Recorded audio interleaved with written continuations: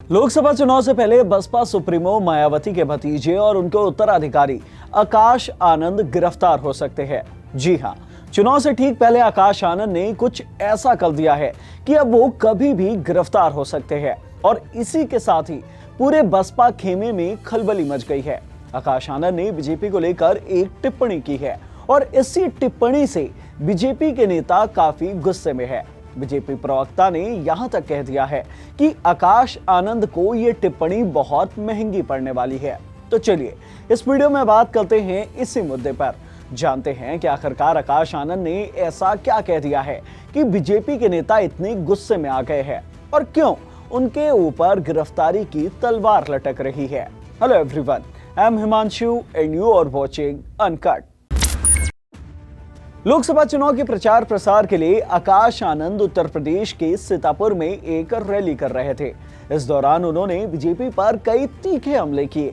अपने भाषण के दौरान आकाश आनंद ने बीजेपी की तुलना तालिबान से कर दी। आकाश आनंद ने यहां तक कह दिया कि ये आतंकवादियों की सरकार है।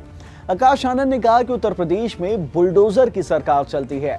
आकाश आनंद ने यह भी कहा कि एनसीआरबी का डेटा कहता है कि उत्तर प्रदेश में 16,000 से ज्यादा किडनैपिंग हुई है। ये कैसी सरकार है जो हमारी बहन बेटियों की रक्षा नहीं कर सकती। अब आकाश आनंद ने बीजेपी की तुलना तालिबान और आतंकवादियों से तो कर दी, ऐसे में इसका कुछ न कुछ रिएक्शन तो आना ही था। आकाश आनंद के इस तरह के बयान पर बीजेपी ने न सिर्फ पलटवार किया बल्कि आकाश आनंद समेत बसपा के 5 नेताओं के खिलाफ एफआईआर तक करवा दिए गए। आकाश आनंद के अलावा ये 5 नेता हैं बसपा प्रत्याशी महेंद्र यादव, श्याम अवस्थी, अक्षय कालरा और विकास राजवंशी। इनके खिलाफ पुलिस ने धारा 171C, 153B, 188, 502(2) और आरपी एक्ट के तहत 125 के तहत मुकदमा दर्ज किया गया है। थाना कोतवाली नगर जनपद सीतापुर के अंतर्गत आज एक राजनीतिक दल के द्वारा एक चुनावी रैली की अनुमति ली गई थी। इस रैली में इस राजनीतिक दल के वक्ता श्री आकाश आनंद, उम्मीदवार महेंद्र सिंह यादव, श्याम अवस्थी, अक्षय कालरा तथा रैली के आयोजक श्री विकास राजवंशी इत्यादि रैली में उपस्थित थे। रैली में वक्ता के द्वारा आम जनमानस में हिंसा भड़काने की कोशिश करते हुए असंसदीय भाषा का प्रयोग करते हुए वक्तव्य किया गया, जिसके आधार पर आचार संहिता के उल्लंघन का एक मामला पंजीकृत किया गया है।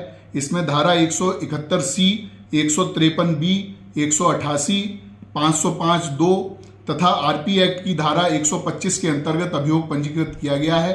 अग्रिम वैधानिक कार्रवाई की जा रही है। आकाश आनंद का दिया हुआ बयान जैसे ही सुर्खियों में आया, बीजेपी की तरफ से भी रिएक्शन आने शुरू हो गए। बीजेपी प्रवक्ता राकेश त्रिपाठी ने आकाश आनंद को चेतावनी देते हुए कहा कि उन्हें यह टिप्पणी महंगी पड़ेगी। आकाश आनंद बसपा में नए परिवारवाद का अंकुरण है, इस वजह से वो ये कोशिश में है कि उन्हें मीडिया में ज्यादा से ज्यादा सुर्खियां मिल सके। वो रोजाना जानबूझकर विवादित बयान देने की कोशिश कर रहे हैं। बीजेपी प्रवक्ता का कहना है कि आकाश आनंद ने बीजेपी को लेकर जो टिप्पणी की है, इसका खामियाजा उन्हें निर्वाचन आयोग के द्वारा भी भुगतना पड़ेगा और जनता की अदालत में भी भुगतना पड़ेगा। वैसे आपको बता दें, आकाश आनंद बीते कुछ दिनों से अपने बयानों को लेकर खूब सुर्खियों में रहते हैं। हाल ही में आकाश आनंद ने कहा था कि देश के हर कॉलेज विश्वविद्यालयों में दलित छात्रों के अधिकारों का हनन हो रहा है, लेकिन ये याद रखिएगा कि बाबा साहेब के अनुयायी जाग चुके हैं। वो दिन दूर नहीं है जब दिल्ली पर दलित प्रधानमंत्री होगा, तब सबका हिसाब किया जाएगा। बाबा साहेब हमारी ताकत, हमारी शक्ति है, हमारे भगवान है, उनकी पूजा में दखल बर्दाश्त नहीं करूंगा। अब ये तो हो गई आकाश आनंद के वायरल भाषणों की बात। अब आपको आकाश आनंद कौन है ये भी बता देते हैं। बसपा सुप्रीमो मायावती के एक छोटे भाई हैं आनंद कुमार। आकाश आनंद इन्हीं आनंद कुमार के बेटे हैं, यानी कि मायावती के भतीजे हैं। आकाश आनंद का जन्म साल 1995 में नोएडा में हुआ था। आकाश ने नोएडा और गुरुग्राम से स्कूल की पढ़ाई पूरी की और फिर साल 2013 में लंदन चले गए, जहां उन्होंने 3 साल यूनिवर्सिटी ऑफ प्लाईमाउथ से एमबीए किया था।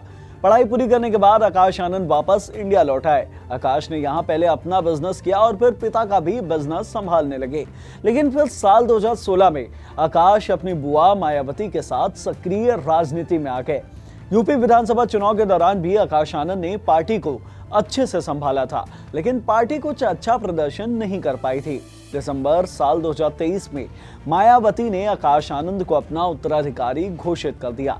अभी आकाश आनंद बसपा के नेशनल कोऑर्डिनेटर है और लोकसभा चुनाव में पार्टी की बखूबी जिम्मेदारी संभाल रहे हैं।